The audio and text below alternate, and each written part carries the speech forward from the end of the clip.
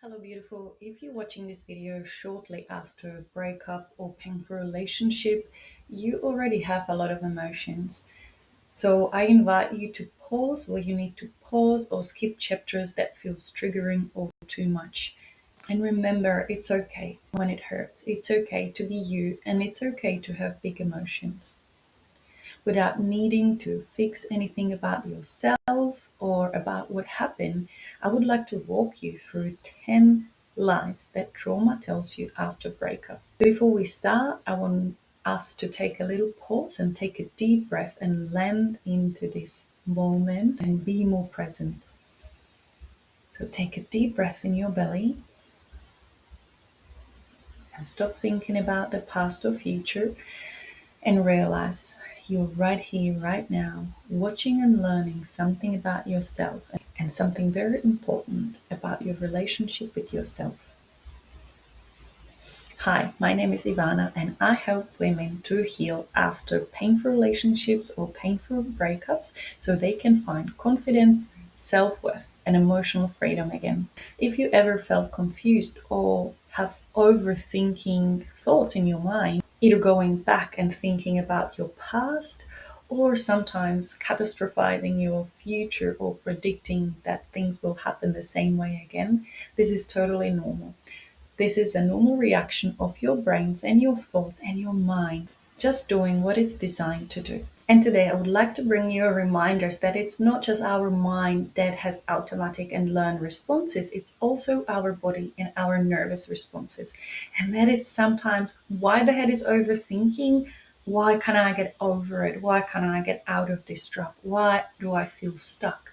It's not the mind that is stuck. It might be the nervous system and the body. So I will try to explain throughout the video where is the nervous system and the body trying to tell you something very important. And lastly, I would like to remind you that healing is not forced. Healing means allowing more safety. Healing means making space for processing the big emotions. Healing means feeling safe with who you are.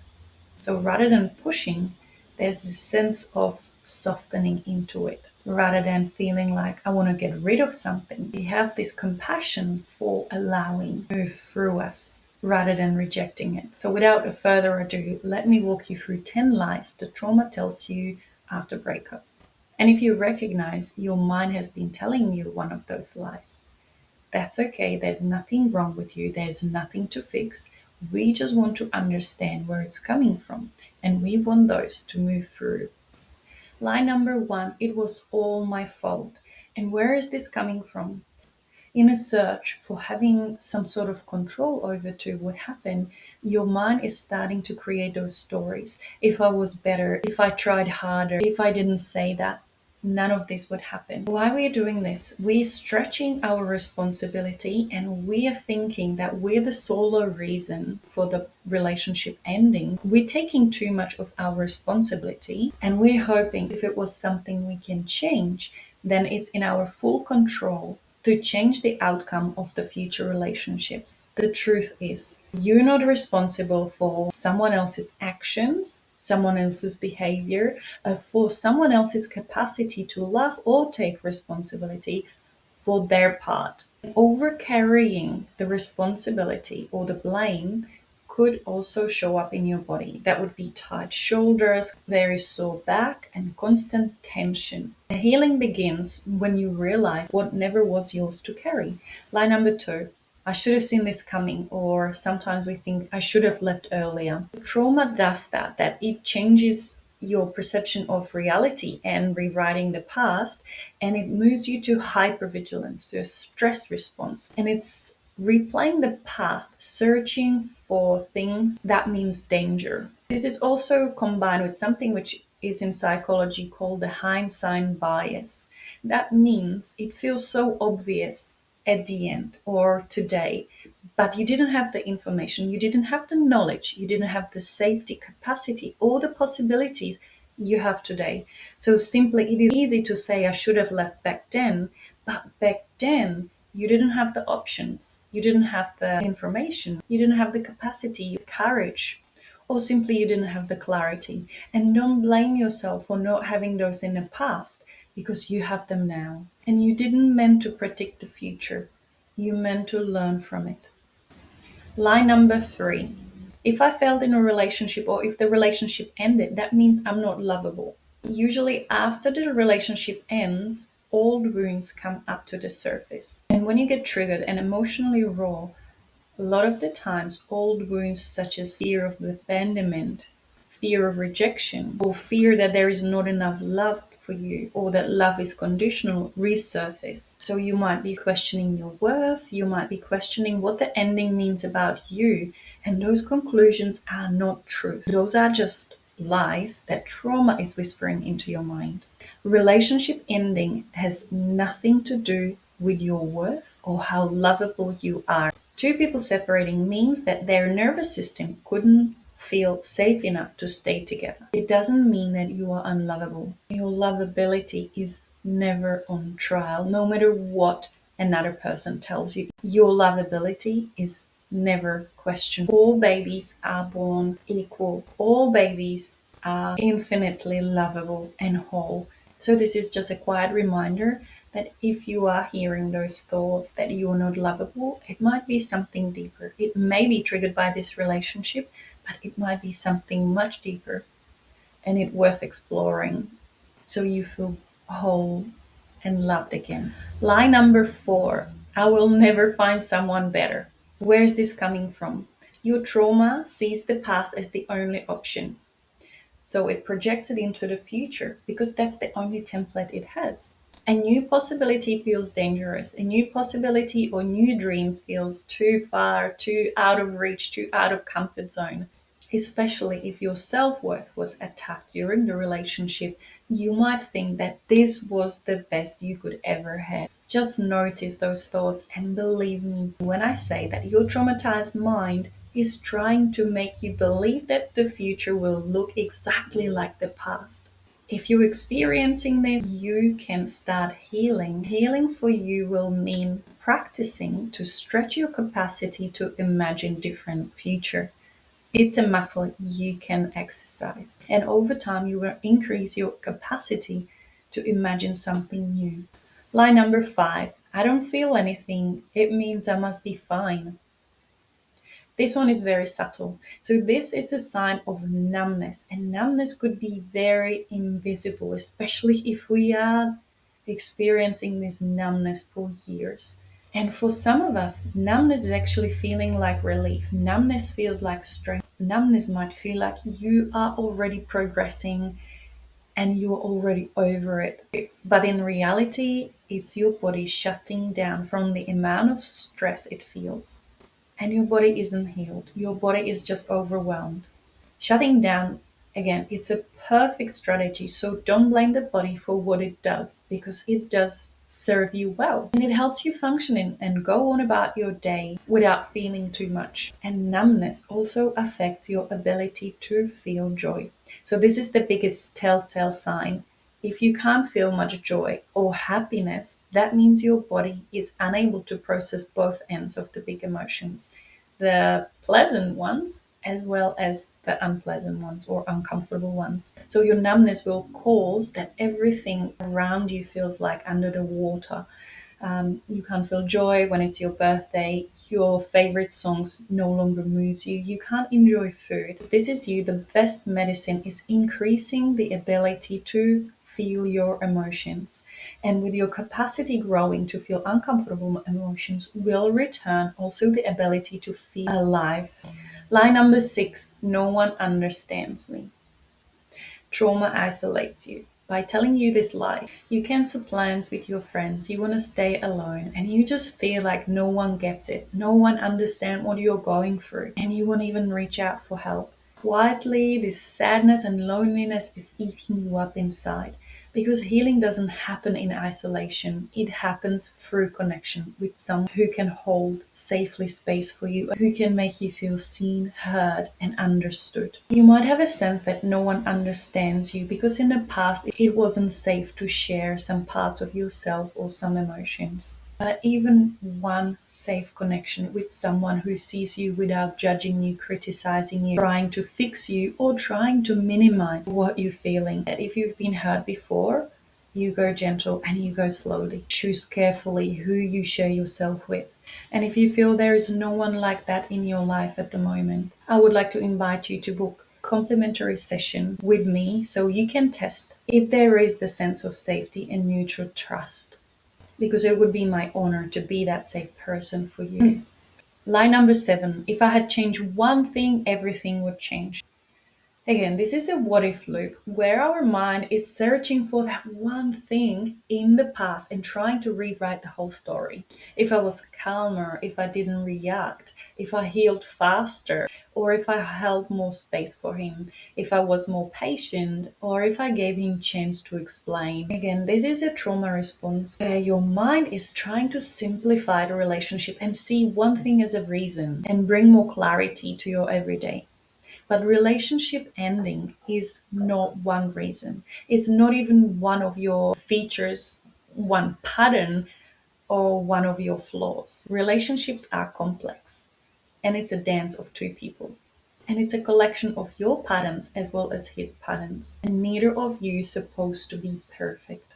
Line number 8. Your trauma tells you he was the love of my life. He was my soulmate. He was my twin flame. And I will never find such a deep connection ever again. This belief keeps many women stuck. And when trauma bonds kicks in, it can make you feel magnetic, karmic, spiritual, and irresistible and irreplaceable. But intensity isn't the same as intimacy, and intensity isn't the same as safety. The idea that there is only one person who is right for you is coming from a scarce mindset, and it comes from fear, not from love and wholeness. Love isn't scarce. Love is available for everyone all the time. Your connection, deep and beautiful and long lasting, is not limited to one soul.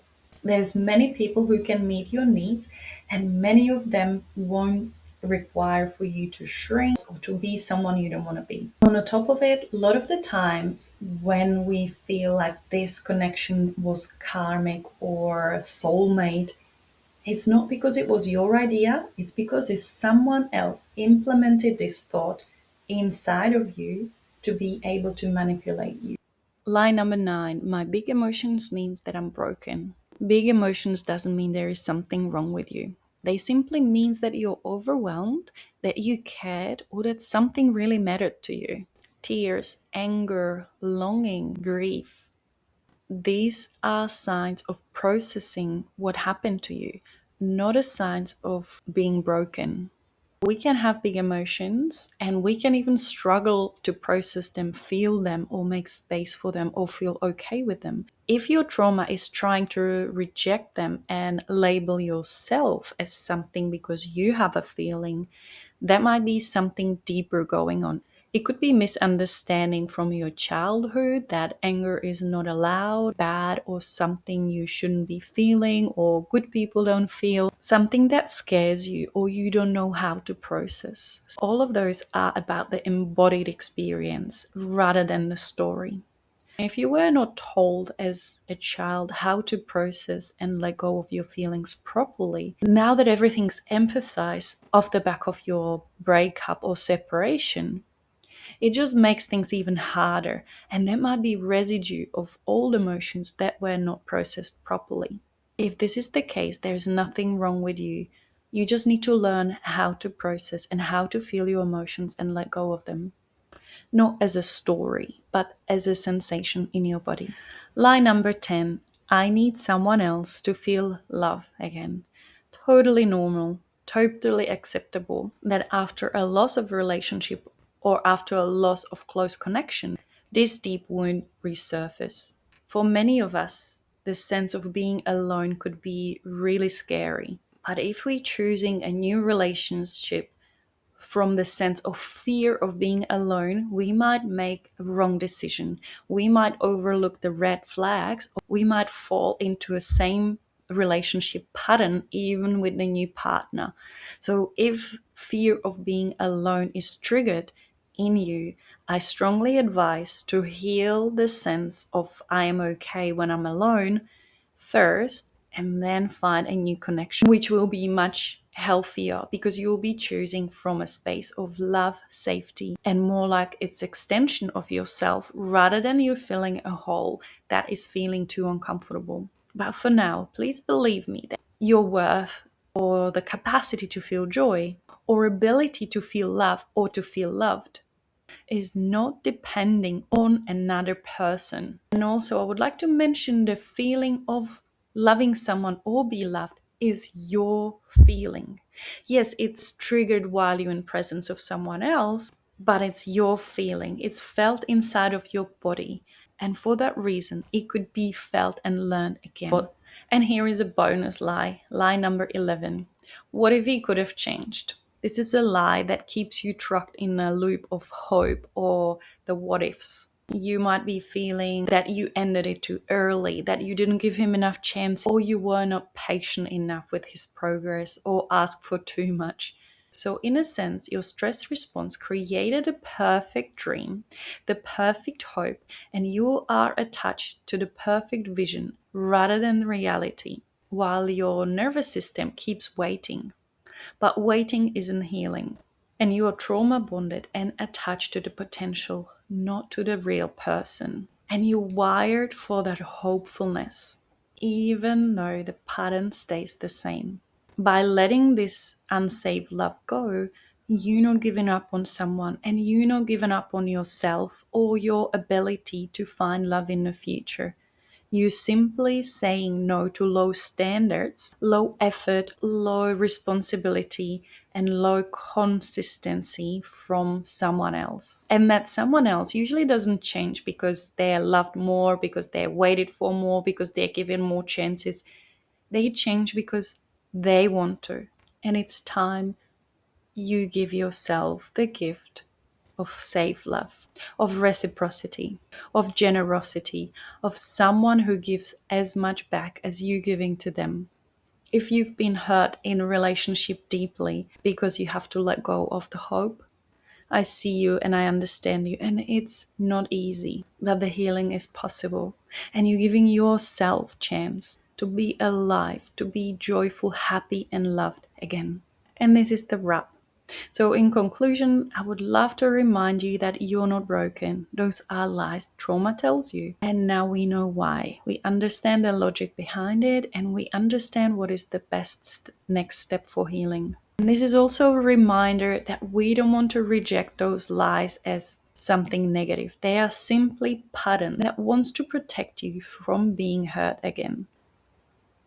And lastly, if this video resonated, I invite you to watch 10 mistakes we make after breakup, where you can find more tips on your healing journey from painful relationship or breakup. And down below the video, you can find further resources that can help you as well. You don't have to do this alone. I love you and I'm here for you.